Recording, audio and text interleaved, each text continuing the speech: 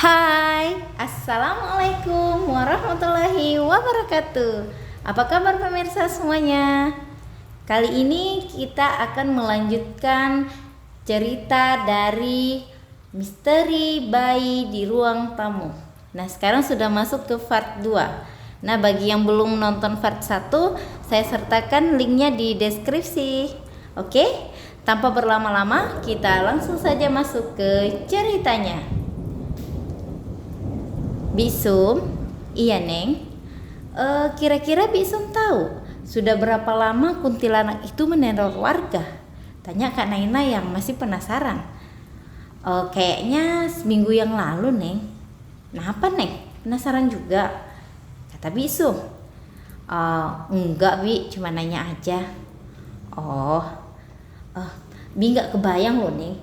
Kalau tiba-tiba kuntilanak itu tiba-tiba datang ke warung Bibi, bisa-bisa Bibi kencing berdiri, kata Bisum sambil tergidik. Janganlah Bi, saya aja takut.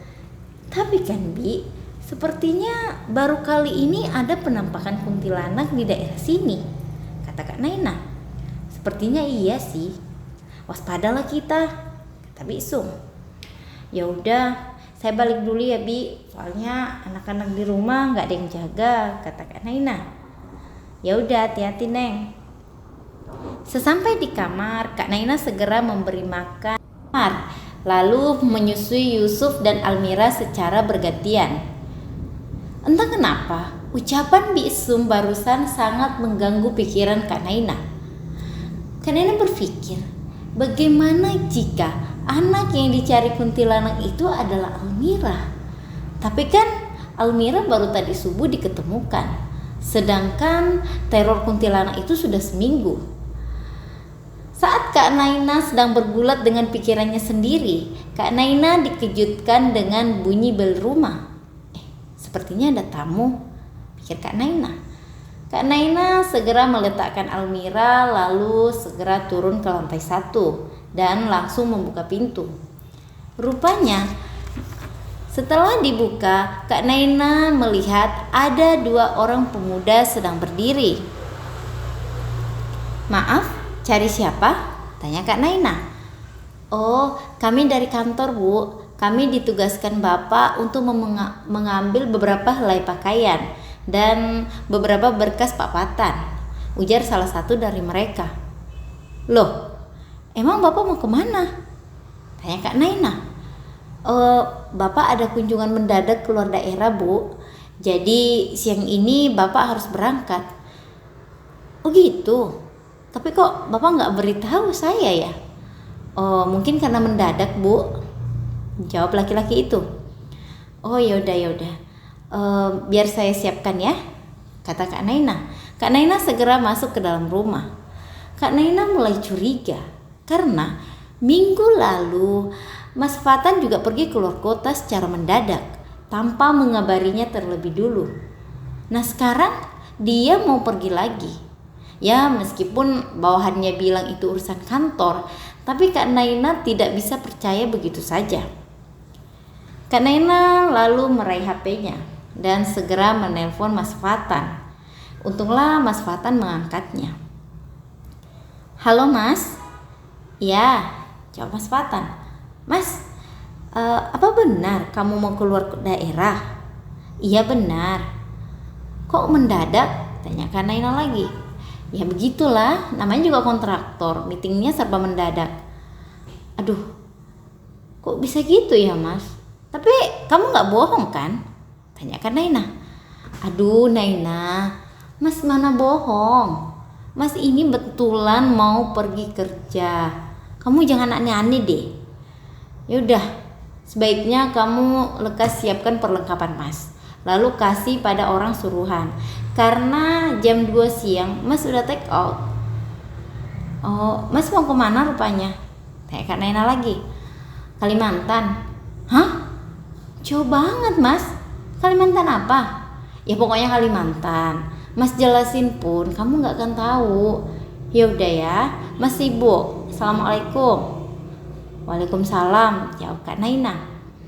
Kak Naina semakin curiga.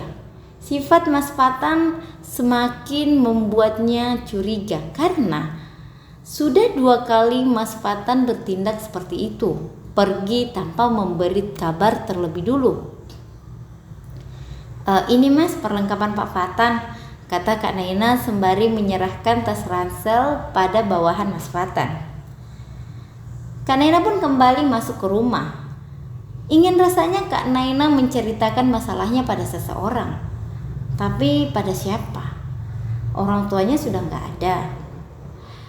Lalu dia berpikir, oh Santi, yep Santi. Pasti Santi bisa bantu aku, pikir Kak Naina. Kak Naina lalu menelpon Santi, tapi HP Santi nggak diangkat. Karena pusing tak dapat tempat curhat, Kak Naina pun membaringkan tubuhnya di atas sofa. Beberapa saat, Kak Naina merasa ada tetesan yang mengenai pipinya. Kak Naina lalu menyentuh pipinya dan melihat tangannya. Ada bekas darah. Tapi dari mana ya? Kata Kak Naina. Kak Naina segera melihat ke sekeliling, tapi tak ada siapa-siapa. Kak Naina lalu melihat ke atas plafon, juga tak ada apa-apa. Belum hilang rasa kaget Kak Naina, tiba-tiba ada seseorang yang mengetuk pintu rumah. Aduh, siapa lagi nih? Kata Kak Naina. Kak Naina yang bermalas-malasan segera membuka pintu dan kalian bisa tebak siapa yang datang? Yep, yang datang adalah Mama Arin. Jadi Mama Arin ini adalah mamanya Mas Fatan yang which is mertuanya Kak Nina. Kak Nina sangat kaget karena ini pertama kalinya mertuanya datang semenjak dia meninggalkan rumah 3 tahun yang lalu. Sedari awal mama mertuanya itu tidak pernah suka dengan Kak Naina. Dia sangat membenci Kak Naina. Bahkan waktu Kak Naina dan Mas Fatan baru pacaran, Kak Naina sebenarnya nggak tahu apa alasan mama mertuanya begitu membencinya. Karena setiap kali Kak Naina menanyakan hal itu, mama mertuanya tak menjawab. Pokoknya kata mertuanya ya dia benci aja, alasannya ya cukup dia yang tahu. Padahal kan Kak Naina ini udah sangat baik pada mertuanya itu. Saking baiknya Kak Naina nih, sampai-sampai Kak Naina rela membagi harta peninggalan kedua orang tuanya pada mertuanya. Kak Naina berharap dengan begitu mertuanya mau menerimanya sebagai menantu. Tapi ternyata kebaikan Kak Naina tak berarti apa-apa di mata mertuanya. Bahkan nih, ketika Kak Naina dan Mas Fatan mau meminta izin menikah, mertuanya itu mengancam akan melakukan bundir. Ya tentu saja Mas Fatan dan Kak Naina panik dong. Hingga akhirnya pernikahan mereka beberapa kali ditunda. Dan pada akhirnya mereka terpaksa menikah secara diam-diam. Kak Naina yang waktu itu udah saking cintanya nih sama Mas Fatan, dia tidak menolak ketika Mas Fatan mengusulkan agar mereka menikah secara diam-diam. Tapi pada akhirnya Mama Arin pun yang which is mertuanya itu tahu juga, dan itu membuat mertuanya sangat murka. Sampai-sampai nih ya, mertuanya itu membakar rumah Kak Naina yang merupakan rumah peninggalan orang tuanya. Tak sampai di situ, mertuanya juga hampir melindaskan mobil pada Kak Naina yang waktu itu sedang menyeberang. Padahal mobil itu mobil pemberian Kak Naina loh.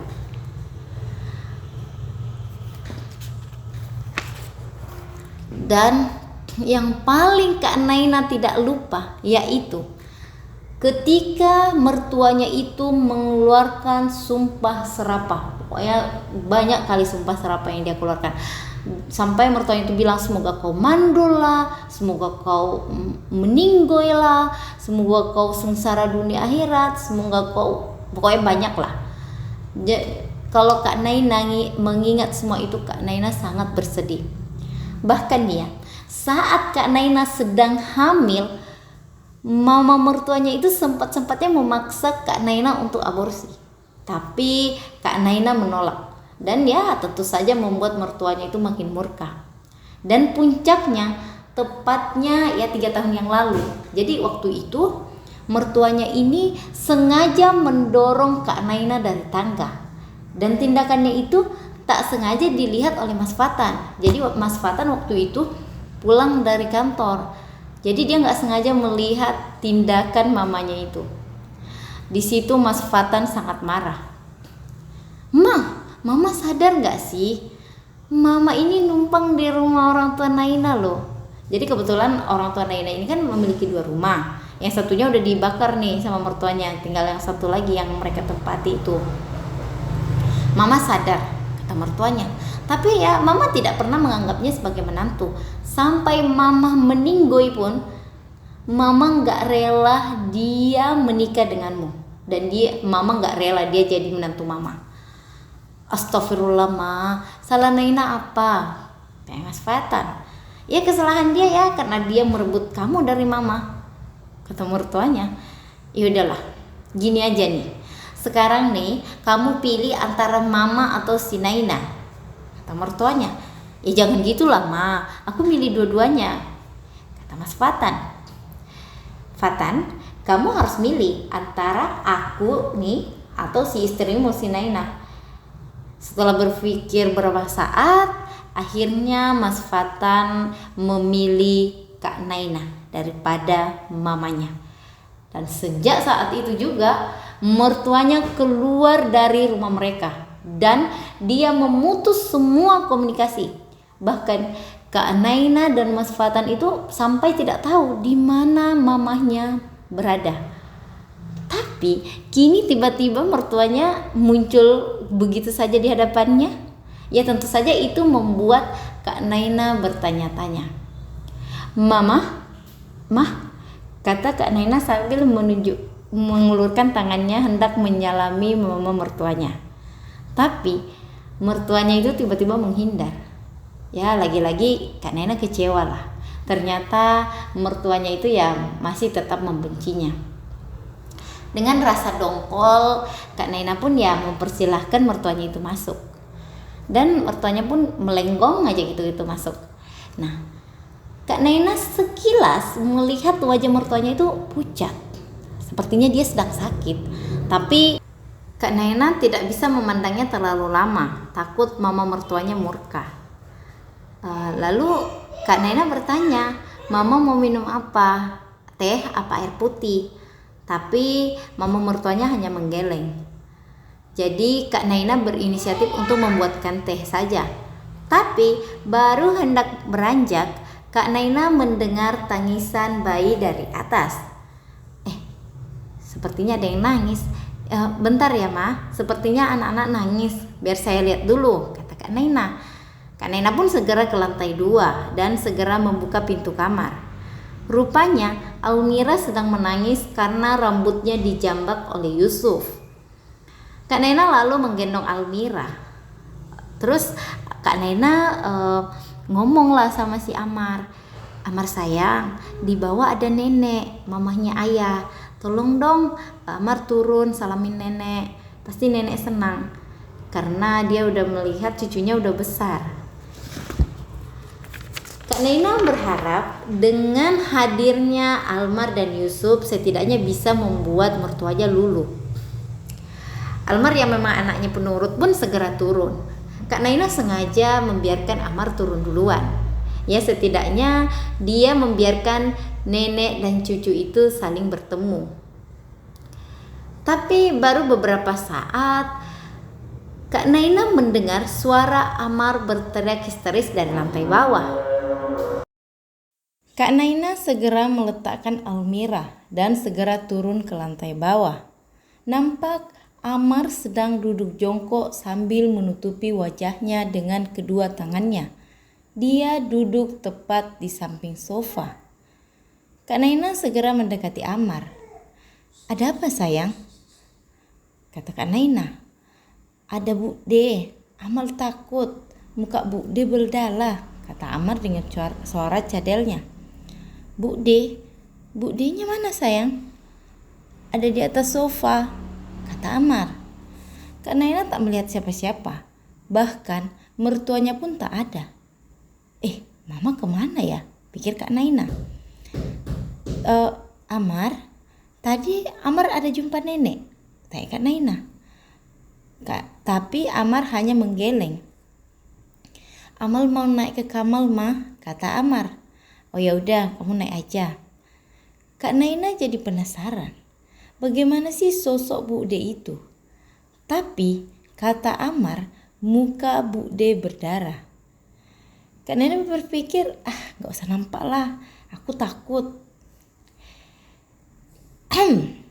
Kak Naina kaget sambil menoleh. Rupanya mertuanya ada berdiri di belakangnya.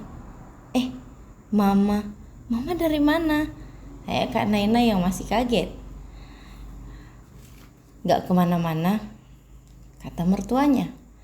Oh, Fatan mana? Tanya mertuanya lagi. Oh, Mas Fatan lagi keluar daerah, Ma. Oh ya udah, Ma. Kalau Mama mau istirahat, Mama istirahat di kamar aja, kata Kak Naina. Mertuanya itu hanya mengangguk, lalu berjalan menuju kamar. Malam pun tiba. Amar masih tak berani keluar dari kamar. Sepertinya sosok Bu De yang dia bilang itu sangat menakutkan baginya. Tapi tadi pagi kan Almar tak takut dengan Bu De. Tapi kok sekarang dia jadi takut gini, pikir Kak Naina. Kak Naina pun menyiapkan makan malam. Setelah siap, Kak Naina lalu menuju kamar tamu untuk mengajak mertuanya makan. Tapi ketika hendak membuka pintu kamar, Kak Naina mendengar ada suara tangisan pilu dari kamar mertuanya. Kak Naina pun lalu mengetok-ngetok pintu kamar, tapi tak ada jawaban. Karena penasaran, Kak Naina pun membuka pintu kamar pelan-pelan. Dan betapa terkejutnya Kak Naina karena Kak Naina melihat mertuanya itu sedang berdiri di samping tempat tidur dengan wajah yang rusak. Kak Naina histeris. Saking takutnya Kak Naina sampai tak sadarkan diri. Entah berapa lama Kak Naina pingsan karena dia baru tersadar setelah dia mendengar bel rumahnya berbunyi berkali-kali. Kak Naina yang saat itu sangat ketakutan, tapi bel terus saja berbunyi. Kak Naina menyempatkan menengok ke kamar mertuanya lagi, tapi mertuanya sudah tak ada. Kak Naina pun dengan badan yang terhuyung-huyung menuju pintu dan membukanya.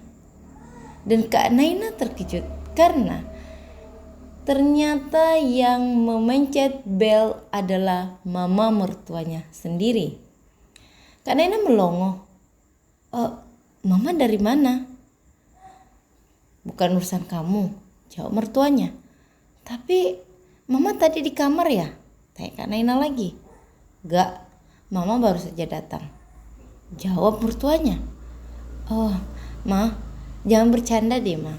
Tadi Mama sengaja nakutin Naina kan? Mertuanya tak menjawab.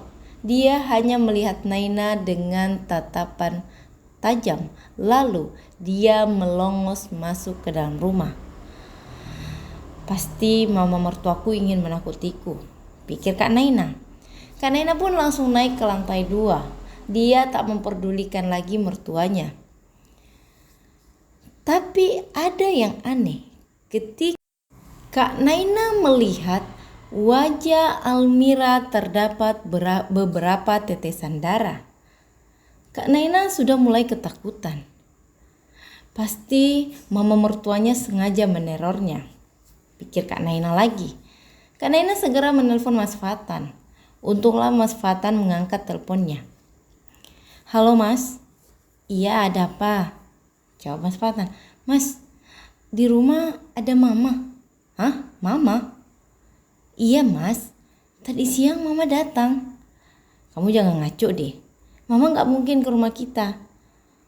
Aku nggak bohong mas, mama ada di rumah kita. Kalau mas nggak percaya ya terserah mas lah, kata Kak Naina. Ya udah, kalau memang mama ada di rumah, berikan HP-nya pada mama. Mas mau bicara, kata Mas Fatan. Kak Naina lalu menuju ke bawah untuk memberikan HP kepada mertuanya. Saat di depan pintu kamar, Kak Naina kembali mengetok-ngetok pintu kamar mertuanya. Tapi tak ada jawaban. Kak Naina mulai takut. Apa jangan-jangan mertuanya tiba-tiba menghilang lagi? Mas, kata Kak Naina. Oh ya, mana mama? Mama gak buka pintu mas. Tuh kan, kamu pasti halu deh. Mama gak mungkin ada di rumah kita. Tapi benar mas. Enggak, ya udah ya. Kamu lebih baik istirahat. Kayaknya kamu banyak pikiran. Karena pintu kamar tak kunjung dibuka, Kak Naina pun kembali ke lantai 2. Kak Naina melihat Amar sedang berdiri di samping Almira. Sedangkan Almira nampak tersenyum dan Yusuf menangis kencang. Ya Allah, ada apa ini? Mengapa semua jadi seseram ini ya? Batin Kak Naina. Kak Naina tiba-tiba teringat akan Santi, kawannya. Dia ingin minta tolong pada Santi agar bisa menemaninya malam itu. Ketika Kak Naina hendak mengambil HP-nya di atas meja, tiba-tiba ada orang yang mengetuk pintu kamarnya. Kak Naina tak menjawab. Dia sangat ketakutan. Jangan-jangan mertuanya itu datang lagi dengan muka yang sangat menyeramkan. Kak Naina terdiam. Tiba-tiba terdengar suara dari luar. Naina, Naina, Naina. Kak Naina sudah tak peduli lagi. Kak Naina menutup kedua kupingnya rapat-rapat.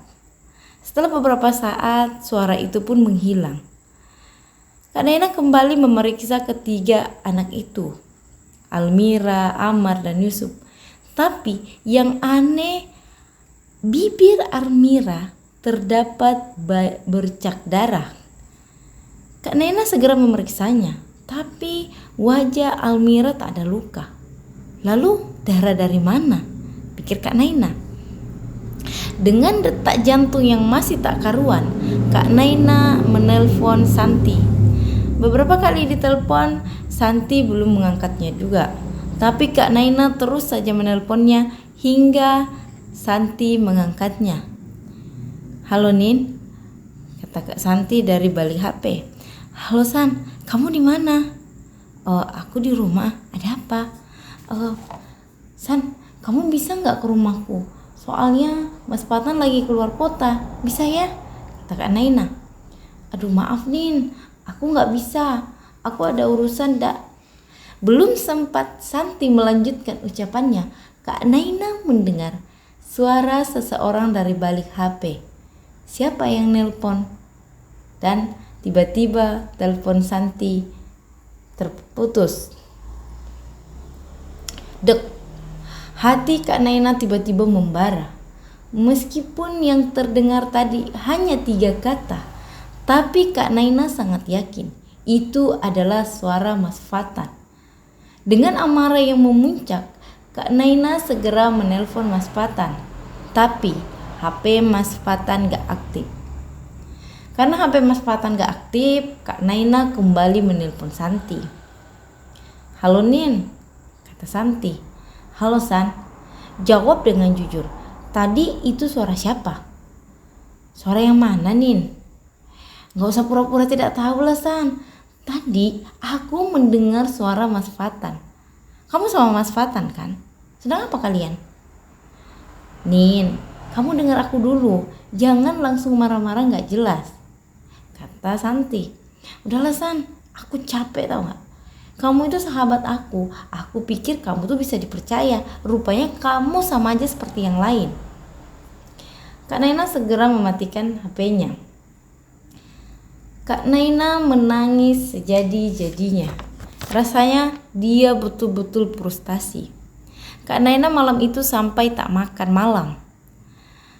Subuh-subuh Kak Naina bangun, tapi badannya begitu lemas. Padahal Amar sudah nangis minta makan. Begitu juga dengan Yusuf dan Almira. Tapi badan Kak Naina sulit sekali digerakkan. Kak Naina sepertinya tadi malam mengalami ketindihan.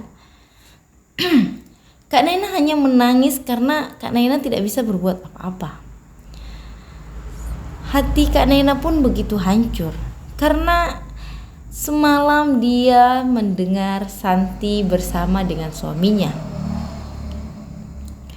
Tiba-tiba Kak Naina dikejutkan kembali oleh ketukan pintu kamar. "Siapa?" Kak Naina. "Bi Sum." Kak Naina sontak kaget karena seingat dia tak pernah memanggil Bi Sum dan Bi Sum tak pernah datang ke rumahnya. "Oh, Bi Sum.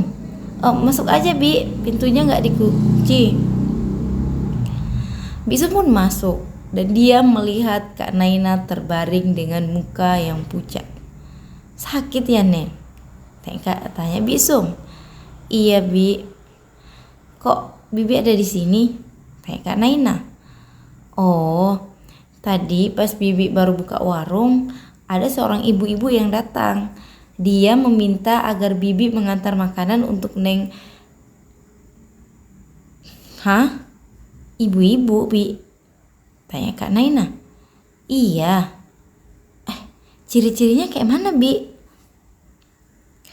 "Oh, ciri-cirinya usianya sekitar 40 tahunan. Wajahnya mirip Mas Fatan, rambutnya ikal. Dia tinggi langsing gitu, kayak macam model."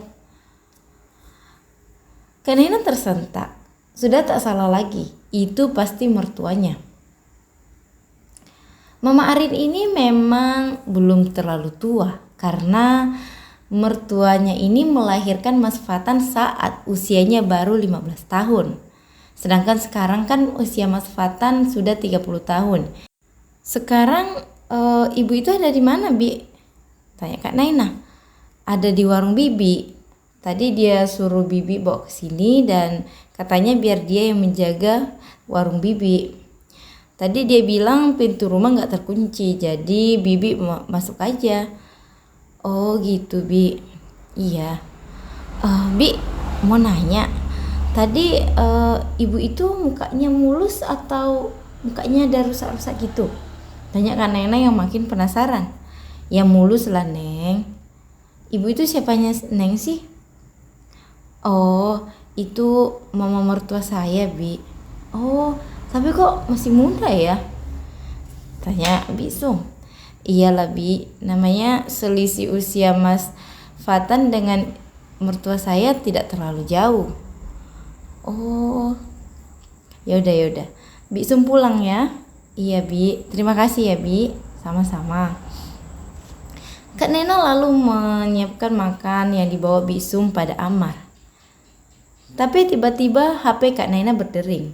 Setelah Kak Naina melihat, rupanya Mas Fatan yang menelpon. Kak Naina gak mengangkat, dia masih kesal pada Mas Fatan. Setelah makan, Kak Naina pun mulai merakak untuk mendekati Almira. Tapi Almira terus saja menatap ke arah jendela. Sementara mulutnya seperti sedang menyusu. Tak lama Santi pun ikut menelpon Kak Naina. Tapi Kak Naina juga tak mau mengangkat teleponnya. Kak Naina hari itu hanya berdiam diri di kamar. Dia tak sanggup melakukan apa-apa. Tapi anehnya, sorenya Bi Sum itu kembali datang membawa makanan. Ya, dengan alasan Bi Sum disuruh oleh mama mertuanya Kak Naina. Sudah 3 hari Kak Naina sakit. Amar, Yusuf, dan Almira pun ya tak terurus. Kak Naina hanya mampu menyuapi dan menyusui saja. Selebihnya Kak Naina tidak sanggup. Malam pun tiba. Kak Naina terbangun karena Kak Naina mendengar Amar sedang berbicara dengan seseorang di kamar mandi.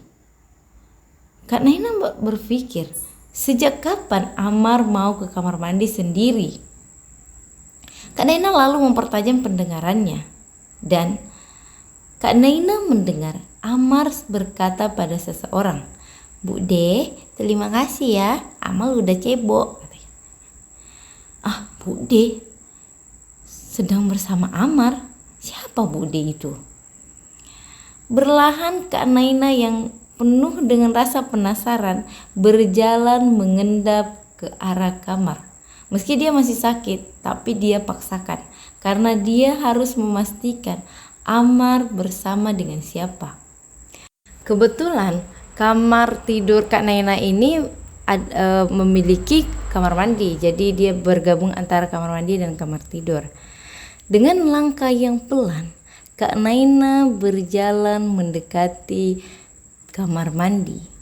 Dan ketika Kak Naina membuka pintu kamar mandi, Kak Naina sangat terkejut karena Kak Naina melihat Amar dengan